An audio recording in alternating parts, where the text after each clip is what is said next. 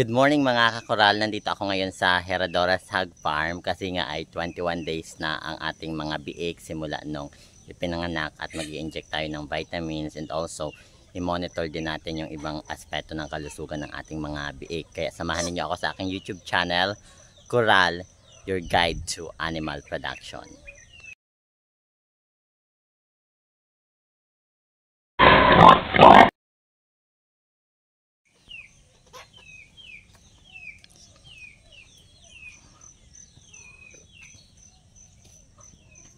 So, ito yung Herradora's Hog Farm mga kakoral.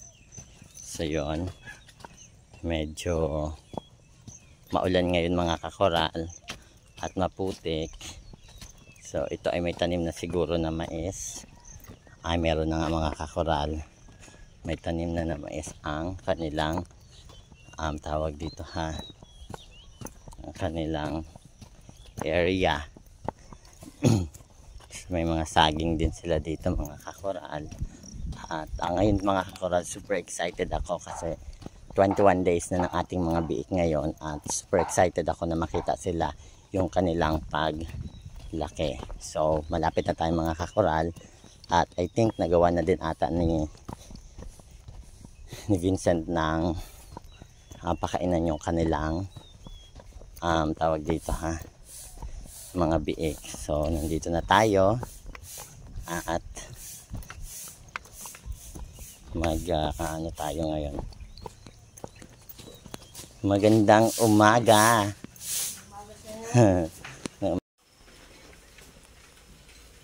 Bale, ito nga pala mga kakoral, ang mga biik na ito ang ating i-injection na ng vitamins today at sila ay 21 days na simula nung sila ay ipinanganak. So, let's start mga kakoral sa pag-i-inject ng vitamins dito sa ating 9 piglets. So, hindi na ito piglet. Baboy na ito. So, syempre magsuot muna tayo ng ating gloves.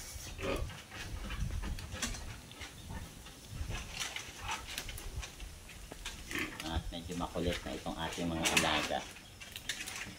Bale, ang katulong ko nga pala dyan mga kakoral ay ang asawa ni Kuya Franco. So, siya ang maghahawak ng ating mga biik ngayon kasi malalaki na talaga yung ating mga biik. Hindi na natin kaya hawakan mag-isa at baka mapurnada lang pag tayo ay nagtusok ng karayom sa kanilang liig. So, kaya ngayon ay katulong natin si Tita. At the same time mga kakoral, syempre before tayo mag-start ay mag-prepare muna tayo ng ating mga gagamitin katulad ng bulak. So nagbilot muna ako dyan ng bulak. Konti lang naman yan mga kakoral, siyam lang naman yan. So pag siyam ay sakto lang doon sa ating mga biik. Nakakatuwa lang talaga mga kakoral dahil 21 days na sila nung simula nung ipinanganak at napakalalaki na talaga sila ngayon at masasabi ko talaga na kapag nag-invest ka talaga sa baboy, you have to make sure talaga na good quality talaga yung lahi na dapat meron ka kasi mag-i-invest ka ng time, mag-i-invest ka ng effort, at the same time mag-i-invest ka ng iyong pera. So dapat quality din yung iyong magiging output. Kaya happy ako na ito yung ikinalabasan ng ating mga biik so far. At syempre tututukan pa natin yan hanggat sila ay maging successful. At bali 1 week na lang mga kakoral sila ay iwawalay na.